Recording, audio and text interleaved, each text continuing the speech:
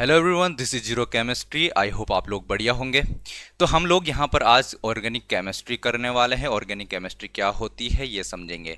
तो I hope अगर आप लोग 11th में होंगे तो आपको यहाँ पर ऑर्गेनिक केमिस्ट्री पता होगी। और ऑर्गेनिक केमिस्ट्री जब आप सुनते होंगे तो आपको लगता होगा कि ये बहुत ही डिफ़िकल्ट सब्जेक्ट है। जैसे ही ऑर्गेनिक केमिस्ट्री सुनते होंगे सर खुजनाले रख जाते होंगे। क्यों ऐसा क्यों होता है? क्योंकि आपको ये चीज़ें डिफ़िकल्ट लगती हैं। और डिफ़िकल्ट लगने का कारण क्या है? यहाँ पर कोई सब्जेक्ट यहाँ पर डिफ़िकल्ट क्यों लगता है हमें? क्योंकि हमें उसका बेसिक्स पता नहीं होता है। अगर हमें किसी सब्जेक्ट का बेसिक्स पता हो तो हमारे लिए क्या होगा, सब्जेक्ट आसान हो जाएगा। और हमें सब्जेक्ट का यहाँ पर डिफ़िकल्ट लगने का जो मेन कारण होता है क्योंकि हमें उसके बेसिक्स पता नहीं होते हैं। तो हम यही करने वाले हैं इस वाले जो आने वाले लेक्चर हैं। और आज के इस लेक्चर में हम यहाँ पर ऑर्गेनिक केमिस्ट्री को यहाँ पर बेसिक्स से समझेंगे। अगर आप लोग 11th में हैं तो आपके लिए तो ये बहुत इंपॉर्टेंट चीज़ है कि आपको ये पढ़ना ही होगा। और अगर आप लोग किसी और क्लासेस में भी हैं, 12th में या आप हायर क्लासेस में हैं, और आपके ऑर्गेनिक के बेसिस यहाँ पर यानी कि केमिस्ट्री के अगर आपके बेसिक्स क्लियर नहीं है तो ये यहाँ पर आप इस वीडियो को देख सकते हैं। तो चलिए शुरू कर लेते हैं ऑर्गेनिक केमिस्ट्री। और ऑर्गेनिक केमिस्ट्री की शुरुआत जब होती है, कहाँ से शुरुआत होती है? तो यहाँ पर एक नाम आता है जिनका नाम क्या है, जॉन जेकब बर्जीलियस है। जॉन जेकब बर्जीलियस का नाम यहाँ पर सबसे पहले आता है। तो इन्होंने क्या किया था, इन्होंने क्या काम किया था? तो यहाँ पर बात चल रही है अर्ली 19th सेंचुरी की। यहाँ पर जो 19th सेंचुरी का स्टार्टिंग वाला टाइम था वहाँ पर यहाँ इसकी बात चल रही है। और जॉन जेकब बर्जीलियस वो पहले इंसान थे जिन्होंने यहाँ पर ऑर्गेनिक केमिस्ट्री यूज की थी। यानी कि ऑर्गेनिक केमिस्ट्री इन्होंने कहा कि यहाँ पर जो केमिस्ट्री होती है वो दो तरीके से हो सकती है। केमिस्ट्री जो होती है यहाँ पर दो तरीके से हो सकती है। यानी कि जो केमिकल यानी कि कौन से जो केमिकल के कंपाउंड होंगे हमारे पास, जो कंपाउंड्स होंगे हमारे पास, वो दो तरीके से हो सकते हैं। यानी कि कुछ कंपाउंड्स ऐसे होंगे जो कि लिविंग ऑर्गेनिज्म में पाए जाते हैं। कुछ कंपाउंड्स ऐसे होंगे जो लिविंग ऑर्गेनिज्म में पाए जाते हैं। जैसे हम यहाँ पर बात करें, कुछ कंपाउंड होते हैं जो कहाँ पर पाए जाते हैं, प्लांट्स में पाए जाते हैं। कुछ कंपाउंड्स होते हैं जो एनिमल्स में पाए जाते हैं। ठीक है, तो वो लिविंग ऑर्गेनिज्म हो गए। वो हमारे पास क्या हो गया, लिविंग ऑर्गेनिज्म में पाए जाने वाले कुछ कंपाउंड्स होंगे। या फिर वो चीज़ें कभी लिविंग रही हों, जैसे अब पेड़ खत्म हो जाता है उसके बाद उसकी यहाँ पर क्या हो जाता है, पेड़ खत्म हो जाता है तो वो भी यहाँ पर हम इसमें इंक्लूड करेंगे। साथ ही साथ कोई एनिमल मर जाता है, ठीक है, तो वो सब चीज़ें भी हम क्या करेंगे, यहाँ पर इंक्लूड करेंगे। तो उन वो जो जिस कंपाउंड से मिलकर बने हुए थे, यानी कि वो कंपाउंड्स हमारे पास क्या कहलाएंगे, उन कंपाउंड्स को यहाँ पर उन्होंने कहा कि ये कहलाएंगे हमारे पास ऑर्गेनिक कंपाउंड्स। उन्होंने कहा कि ये कहलाएंगे ऑर्गेनिक कंपाउंड्स। ओके तो ऑर्गेनिक कंपाउंड्स क्या हुए? ऑर्गेनिक कंपाउंड्स उन्होंने कहा कि जो लिविंग ऑर्गेनिज्म हैं या फिर जो कभी लिविंग थे, उनमें जो कंपाउंड्स होते हैं जिनसे मिलकर वो बने हुए थे, उन कंपाउंड्स को यहाँ पर क्या कह दिया उन्होंने, उन्होंने कहा ये ऑर्गेनिक कंपाउंड्स होंगे। और सेकेंड टाइप ऑफ कंपाउंड्स उन्होंने कहा कि जो कंपाउंड्स यहाँ पर नॉन लिविंग होते हैं, यानी कि नॉन लिविंग मैटर्स जो हमारे पास होती हैं कौन से कंपाउंड, नॉन लिविंग मैटर्स जो हमारे पास होती हैं, उनमें जो कंपाउंड्स होते हैं वो यहाँ पर उन्होंने कहा कि ये वाले जो कंपाउंड्स होने वाले हैं इनको कहा उन्होंने इनऑर्गेनिक। इनको बताया उन्होंने इनऑर्गेनिक। ठीक है, जैसे मैं एग्जांपल की बात करता हूँ, जैसे हमारे अर्थ में क्या होते हैं, अर्थ में हमारे पास रॉक्स होती हैं। जैसे हमारे पास अर्थ में रॉक्स होती हैं, ठीक है, अर्थ में हमारे पास रॉक्स होती हैं, ओर्स होती हैं, ठीक है, ओर्स होते हैं हमारे पास। साथ ही साथ अगर बात करें यहाँ पर मिनरल्स होते हैं, मिनरल्स होते हैं। ओके, तो यहाँ पर उन्होंने दो तरीके से कंपाउंड्स को क्लासिफाई कर दिया। एक कंपाउंड्स वो होंगे जो क्या होता है, लिविंग ऑर्गेनिज्म में पाए जाते हैं, प्लांट्स में पाए जाते हैं, एनिमल्स में पाए जाते हैं। सेकेंड टाइप ऑफ कंपाउंड्स उन्होंने कहा कि जो क्या होते हैं, यहाँ पर रॉक्स में होते हैं और यहाँ पर मिनरल्स होते हैं आपके पास, यहाँ पर ओर्स होती हैं। ठीक है, उन कंपाउंड्स को उन्होंने इनऑर्गेनिक कंपाउंड कह दिया और कुछ कंपाउंड्स उन्होंने यहाँ पर क्या कह दिया, ऑर्गेनिक कंपाउंड्स कह दिया। तो इस तरीके से उन्होंने कंपाउंड्स को क्लासिफाई कर दिया। फिर बात आगे बढ़ी, ठीक है, ये चीज़ें तो उन्होंने यहाँ पर डिस्कस कर ली। अब यहाँ पर आगे बढ़ते हैं इसमें। तो अब यहाँ पर उन्होंने ऑर्गेनिक और इनऑर्गेनिक में डिफरेंस बता दिया है, ठीक है ना। अब उनसे पूछा गया, अब उनसे क्या पूछा गया, उनसे पूछा गया कि जो ये ऑर्गेनिक कंपाउंड्स होते हैं, ये जो लिविंग ऑर्गेनिज्म में कंपाउंड्स हैं, ये बनते कैसे हैं, ये कैसे बनते हैं, इनका फॉर्मेशन किस तरीके से होता है। इन जो हमारे पास ऑर्गेनिक कंपाउंड्स है, लिविंग ऑर्गेनिज्म हैं, इनमें जो कंपाउंड्स का फॉर्मेशन होता है वो किस तरीके से होता है। और इस बात का इनके पास कोई जवाब नहीं था। यानी कि एक क्लियर एक्सप्लेनेशन इनके पास नहीं था इस बात के लिए, और उन्होंने क्या किया, उन्होंने बोला कि ये जो कंपाउंड्स होते हैं जो लिविंग ऑर्गेनिज्म या एनिमल्स या प्लांट्स में ये बनते हैं, इनके बनने का एक कारण है, और वो एक मिस्टीरियस फोर्स के कारण बनते हैं।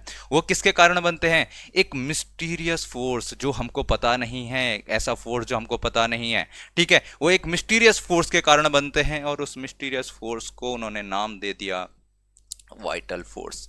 उस मिस्टीरियस फोर्स को नाम दे दिया वाइटल फोर्स।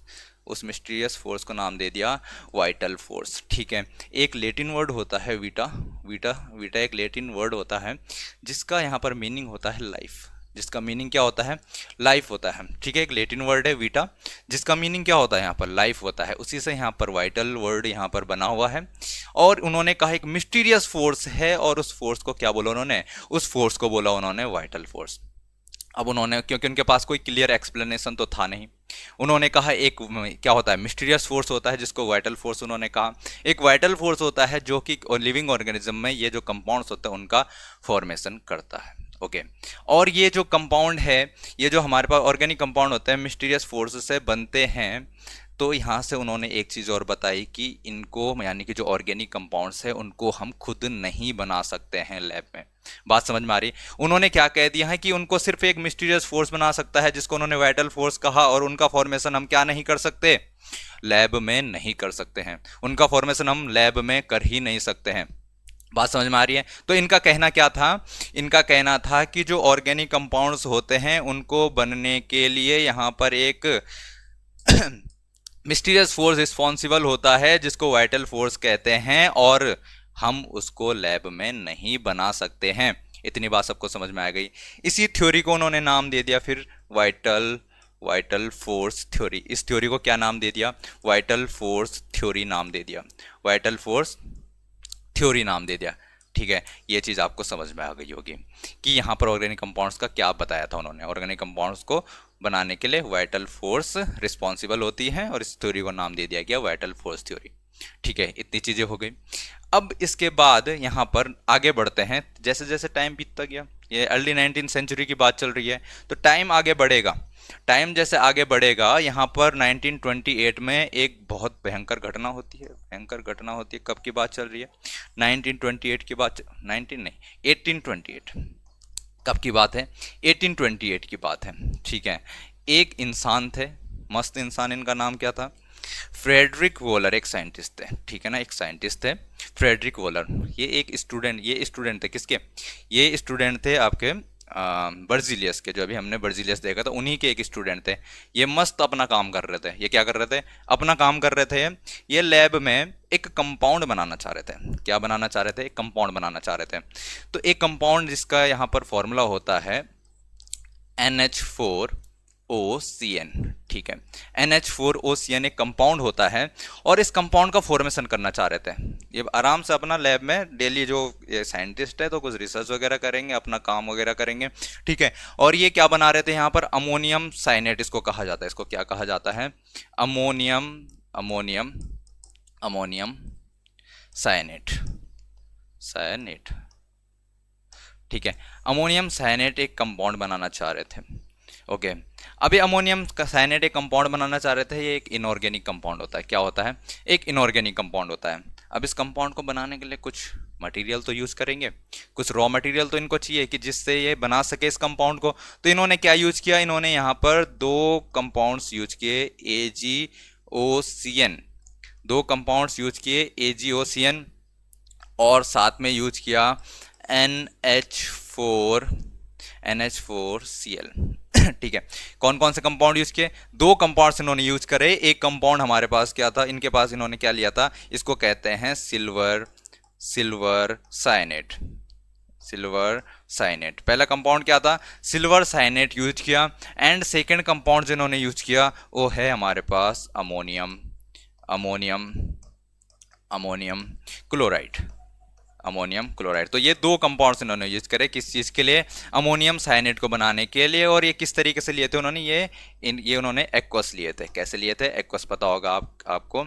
एक्वस यानी कि पानी में लिए थे, ठीक है। तो इन्होंने ये दोनों कंपाउंड्स कैसे लिए थे? पानी में लिए थे। यहाँ पर एक्वस लिए थे। अब इन दोनों कंपाउंड से क्या बनाना था, इनको बनाना था NH4OCN यानी कि अमोनियम साइनेट। ठीक है, अब यहाँ पर अगर आप लोगों को पता हो कि AgOCN में Ag जो है उसके पास पॉजिटिव चार्ज रहेगा, है ना। जो मेटल्स होते हैं अगर मैं इसको तोड़ूं तो ये किस तरीके से टूटेगा, यहाँ पर Ag प्लस और OCN में से O पर यहाँ पर इस पर निगेटिव आ जाएगा, Ag पे पॉजिटिव, OCN में O पर निगेटिव आ जाएगा। ठीक है, इतनी बात सबको समझ में आ रही होगी। और इधर मैं बात करता हूँ यहाँ पर क्या होगा, NH4 में NH4 पे पॉजिटिव आता है और Cl पे निगेटिव आता है। इस तरीके से चीज़ें टूटने वाली हैं, आगे फॉर्मेशन जो होगा। और यहाँ से अगर मैं इस रिएक्शन को आगे करवाऊँ तो ये रिएक्शन किस तरीके से होगी, ये कंपाउंड क्या बनवाना चाह रहे हैं, इनका मेन मकसद क्या है, इनका मकसद क्या है NH4OCN।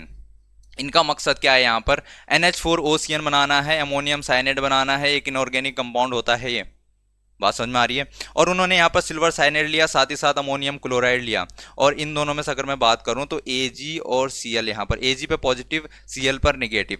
तो मैं अगर बात करता हूं, कभी भी अगर Ag को Cl मिल जाता है, कभी भी क्या होता है, अगर Ag को Cl दिखता है तो AgCl बना लेता है और ये सॉलिड होता है। बात समझ में आ रही है, कैसा होता है, सॉलिड होता है। इतनी बात आई होप आपको समझ में आ रही होगी। तो यहाँ पर से AgCl सॉलिड के फॉर्म में बाहर निकल जाएगा, और जो AgOCN है यहाँ पर, उसमें से जो OCN है और ये NH4 है, ये हमारे पास NH4OCN बन जाएगा। और ये किस तरीके से मिलेगा हमें, ये एक्वस मिलेगा। ये किस तरीके से मिलेगा, ये पानी में घुला हुआ हमको मिलेगा। बात समझ में आ रही है। अब इतनी चीजें उन्होंने एक्सपेक्ट किया था इस चीज को कि ये चीज बनेगी, ठीक है, ये चीज बनने वाली है। तो इतनी चीजें यहाँ पर चल रही थी आराम से। ओके, अब मैं अगर इसको समझाऊं तो इस तरीके से मैं यहाँ पर भी समझा देता हूं। तो मैं एक्वस सॉल्यूशन लिया है ना, तो यहाँ पर उन्होंने क्या लिया है, यहाँ पर मैं बात कर लेता हूँ, AgOCN यहाँ पर ले रखा है एक्वस। ठीक है, कैसे ले रखा है, एक्वस ले रखा है। यहाँ पर फिर बात करते हैं AgOCN एक्वस ले रखा है, यहाँ पर NH4Cl यहाँ पर एक्वस लिया हुआ है। ठीक है, यहाँ पर समझते हैं, AgOCN एक्वस लिया हुआ है, NH4Cl एक्वस लिया हुआ है। इन दोनों को जब मिक्स कराएंगे तो हमने बोला यहाँ पर क्या बना, यहाँ पर AgCl था, जो AgCl जो था वो सॉलिड यहाँ पर बैठ जाता है। AgCl जो था, मैं बात करूँ अगर, तो यहाँ पर सॉलिड की फॉर्म में बैठ जाता है। कैसा बैठ जाता है, सॉलिड की फॉर्म में बैठ जाता है। तो AgCl सॉलिड यहाँ पर बैठा हुआ है, प्रिसिपिटेट बन जाता है। इसको क्या कहा जाता है, प्रिसिपिटेट कहा जाता है, कि AgCl का यहाँ पर प्रिसिपिटेट बन गया है। बात समझ में आ रही है। अब यहाँ पर जो हमारे पास दूसरा था वो कहाँ, इस यहाँ पर, वो यहाँ पर रहेगा NH4OCN। ये अमोनियम साइनेट की बात हो रही है, ये कैसा रहेगा, एक्वस में ही रहेगा। बाकी यहाँ पर पानी में घुला हुआ रहेगा NH4OCN।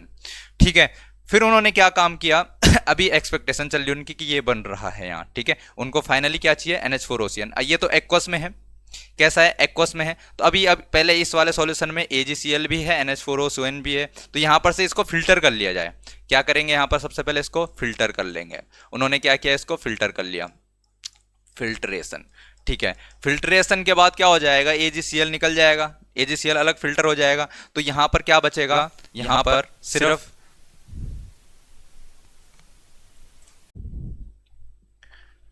तो यहाँ पर से क्या हुआ तो यहाँ पर से AgCl अगर हम यहाँ पर से फिल्टर कर लें तो यहाँ AgCl अलग निकल जाएगा। ठीक है, AgCl यहाँ से अलग निकल जाएगा, और AgCl यहाँ से अलग निकलेगा तो यहाँ पर जो हमारे पास रहेगा सिर्फ अब क्या बच जाएगा, एक्वस, यहाँ पर NH4OCN बच जाएगा, NH4OCN यहाँ पर बच जाएगा। ठीक है, एक्वस NH4OCN यहाँ पर बच जाएगा। ठीक है, इतनी बात समझ में आती है। अब क्या करना है, ये तो एक्वस में चाहिए, उसको चाहिए थे क्रिस्टल, उनको क्या चाहिए था, क्रिस्टल फॉर्म में चाहिए था। तो उन्होंने क्या करा, उन्होंने इसको क्या कर दिया, यहाँ पर क्रिस्टलाइज कर दिया। क्या कर दिया, क्रिस्टलाइजेशन, क्रिस्टलाइजेशन, क्रिस्टलाइजेशन। यहाँ पर क्रिस्टलाइजेशन की प्रोसेस होगी। क्रिस्टलाइजेशन की प्रोसेस में क्या होता है, यहाँ पर हीट किया जाता है। इसको क्या किया जाता है, हीट किया जाता है, यानी कि 60 डिग्री सेंटीग्रेड पर क्या करेंगे, इसको हीट करेंगे। 60 डिग्री सेंटीग्रेड पर हीट करेंगे तो उनको यहाँ पर क्या मिला, हीट करने पर, यहाँ पर हीट करने पर उनको यहाँ पर एक कंपाउंड मिला। यहाँ पर उनको कंपाउंड मिला, जो कंपाउंड क्या रहेगा, क्रिस्टलाइजेशन के बाद यहाँ पर सॉलिड फॉर्म में, उनको क्रिस्टल के फॉर्म में चीज़ें मिल गई। ठीक है, और वो एक्सपेक्ट कर रहे थे किस चीज़ के लिए, वो एक्सपेक्ट कर रहे थे कि ये क्या चीज़ बना है, वो सोच रहे थे कि ये क्या है, NH4OCN बना है। क्या आप सोच रहे थे वो कि यहाँ पर NH4OCN बना है, यानी कि अमोनियम साइनेट बना है। लेकिन उनको जो कंपाउंड मिला था वो कंपाउंड यहाँ पर था NH2 CONH2। और अगर आप में से किसी को पता हो कि ये फॉर्मूला किसका होता है, NH2CONH2, ये किसका फॉर्मूला होता है, कौन से कंपाउंड का फॉर्मूला होता है, तो ये फॉर्मूला होता है यूरिया का। ये फॉर्मूला किस चीज़ का होता है, यूरिया का फॉर्मूला होता है। यूरिया का फॉर्मूला ये है, ये किसमें, ये यूरिया का फॉर्मूला होता है, और ये एक ऑर्गेनिक कंपाउंड होता है। ये कौन सा कंपाउंड होता है, ऑर्गेनिक कंपाउंड होता है। ऑर्गेनिक कंपाउंड होता है यूरिया। ये जो हमारे क्या रहते हैं, एनिमल्स वगैरह रहते हैं, उनकी बॉडी में जनरेट होता है, उनकी बॉडी में इसका प्रोडक्शन होता है, ठीक है ना। यहाँ पर यूरिया, अब यहाँ पर क्या हो चुका है, ये ऑर्गेनिक कंपाउंड है। सब सोचते थे ये ऑर्गेनिक कंपाउंड है पहले से, ठीक है। और यहाँ पर बात हो रही थी किसकी, ये तो बनाना क्या चाह रहे थे, ये NH4OCN बना रहे थे। NH4OCN अमोनियम साइनेट बना रहे थे। एक्सीडेंटली क्या बन गया, यहाँ पर यूरिया बन गया। और ये पहली बार लैब में ऑर्गेनिक कंपाउंड का सिंथेसाइज हो गया, ठीक है। यहाँ पर इन्होंने सबसे पहले क्या कर लिया है, लैब में ऑर्गेनिक कंपाउंड का सिंथेसिस कर लिया है। यहाँ पर लैब में प्रोड्यूस हो चुका है हमारे पास एक ऑर्गेनिक कंपाउंड, और ये चैलेंज हो चुका है वाइटल फोर्स थ्योरी।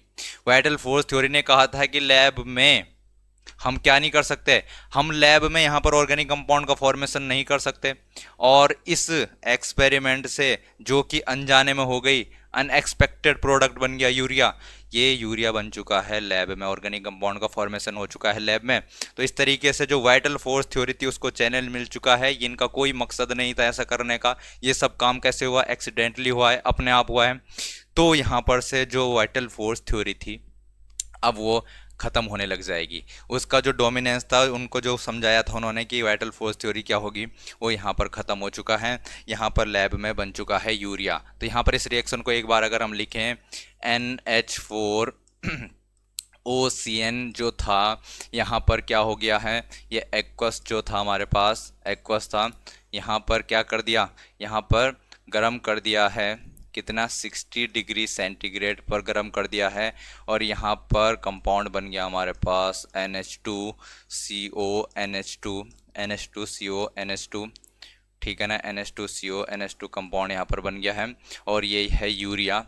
यूरिया एक ऑर्गेनिक कंपाउंड होता है, ठीक है। यूरिया क्या होता है, एक ऑर्गेनिक कंपाउंड होता है। और यहाँ से वाइटल फोर्स थ्योरी का अंत होता है, ठीक है ना। इसके बाद ये 1928 में इन्होंने बना दिया। 1945 में कोल्बे आए, ठीक है। इसके बाद कौन आए, कोल्बे आए। कोल्बे ने बोला कि अब मैं भी करता हूँ कुछ। कोल्बे ने वहाँ पर एसिटिक एसिड बना दिया। कोल्बे ने क्या बना दिया है, एसिटिक एसिड, CH3COOH लैब में फॉर्मेशन हो गया है। तो इस तरीके से ऑर्गेनिक कंपाउंड का फॉर्मेशन किया जा सकता है लैब में भी, और वाइटल फोर्स थ्योरी इस तरीके से उसका अंत होता है, ठीक है। अब यहाँ पर ऑर्गेनिक कंपाउंड्स का फॉर्मेशन लैब में होने लगे इस तरीके से। उसके बाद काफ़ी कंपाउंड्स खोजे गए, और यहाँ पर से हमने ऑर्गेनिक केमिस्ट्री का थोड़ा और एडवांस रूप देखना शुरू किया। अब और आगे बढ़ते हैं। तो आज फाइनली हम किस तरीके से यहाँ पर ऑर्गेनिक केमिस्ट्री को जानते हैं, ऑर्गेनिक केमिस्ट्री में क्या पढ़ते हैं। तो मैं आपको कह दूं, ऑर्गेनिक केमिस्ट्री में जब भी हम बात करेंगे, ऑर्गेनिक कंपाउंड्स को पढ़ा जाता है। ऑर्गेनिक केमिस्ट्री में किसको पढ़ा जाता है, ऑर्गेनिक कंपाउंड्स को पढ़ा जाता है। और ऑर्गेनिक कंपाउंड्स यानी कि कौन से ऑर्गेनिक कंपाउंड पढ़े जाते हैं, तो ऑर्गेनिक केमिस्ट्री हमारे पास क्या होती है, तो हाइड्रोकार्बन, अगर आप लोगों ने नाम सुना हो, हाइड्रोकार्बन्स क्या होते हैं, हाइड्रोकार्बन्स हमारे पास होते हैं वे कंपाउंड्स जिनके पास कार्बन और हाइड्रोजन होता है। सिर्फ जिनके पास क्या होता है, कार्बन और हाइड्रोजन होता है। ये मॉडर्न डेफिनेशन है। अगर मैं बात करूं ऑर्गेनिक केमिस्ट्री क्या है, तो मॉडर्न डेफिनेशन में ऑर्गेनिक केमिस्ट्री को किस तरीके से डिफाइन किया गया है, क्योंकि हमको थोड़ा डिफाइन तो करना पड़ेगा ना कि ऑर्गेनिक केमिस्ट्री क्या होती है। तो मॉडर्न डेफिनेशन के अकॉर्डिंग यहाँ पर जो ऑर्गेनिक केमिस्ट्री होती है वो क्या होती है, तो हमको यहाँ पर हमको पता होता है हाइड्रोकार्बन्स क्या होते हैं। हाइड्रोकार्बन्स यानी कि जिनमें सिर्फ कार्बन और हाइड्रोजन के एटम प्रेजेंट रहते हैं। तो हाइड्रोकार्बन्स और डेरिवेटिव्स यानी कि जो हाइड्रोकार्बन से डिराइव्स होंगे, हाइड्रोकार्बन या फिर उसके डेरिवेटिव यानी कि जो हाइड्रोकार्बन से डिराइव होंगे, उनकी स्टडी हम केमिस्ट्री की जिस ब्रांच में करते हैं, हाइड्रोकार्बन्स और उसके डेरिवेटिव्स की स्टडी हम केमिस्ट्री के जिस ब्रांच में यहाँ पर करते हैं उस ब्रांच को कहा जाता है ऑर्गेनिक केमिस्ट्री। ठीक है ना। तो हाइड्रोकार्बन और उसके डेरिवेटिव्स का जहाँ पर जो इस ब्रांच में केमिस्ट्री के जिस ब्रांच में यहाँ पर स्टडी किया जाता है उसे हम क्या कहेंगे, ऑर्गेनिक केमिस्ट्री कहेंगे। और यहाँ पर ये हमारा केमिस्ट्री आज स्टार्ट होता है। यहीं पर से आगे की कहानी जो होगी वो आने वाले लेक्चर में आपको बेसिक से मैं समझाऊंगा किस तरीके से जो बॉन्ड्स होते हैं हमारे पास उनका रिप्रेजेंटेशन किया जाता है, मॉलिक्यूल्स जो होते हैं हमारे पास उनको किस तरीके से रिप्रेजेंट किया जाता है। बिल्कुल बेसिक से एडवांस की तरफ हम चलते जाएंगे। तो आई होप आप लोगों को ये चीज़ें अच्छी लग रही होंगी, पसंद आ रही होंगी और साथ ही साथ समझ में भी आ रही होंगी। तो एक काम आपको करना है, आपको एक कॉपी बनानी है, प्रॉपर कॉपी, और इसके प्रॉपर नोट्स आपको यहाँ पर तैयार करने हैं। ठीक है, तभी जाकर आपको चीज़ें समझ में आ सकती है। और मैं यहाँ पर गारंटी देता हूँ आपको कि जब आप हमारे यहाँ पर आपका ये सिलेबस पूरा होगा, कोर्स पूरा होगा, तो आपको केमिस्ट्री का हर चीज़ यहाँ पर आएगी, आपको यहाँ पर बिल्कुल भी कोई प्रॉब्लम नहीं रहेगी। तो मिलते हैं फिर इसी उम्मीद के साथ कि आप लोग पढ़ते रहेंगे और साथ ही साथ यहाँ पर नोट्स तैयार करेंगे। तो आने वाले लेक्चर में मिलते हैं।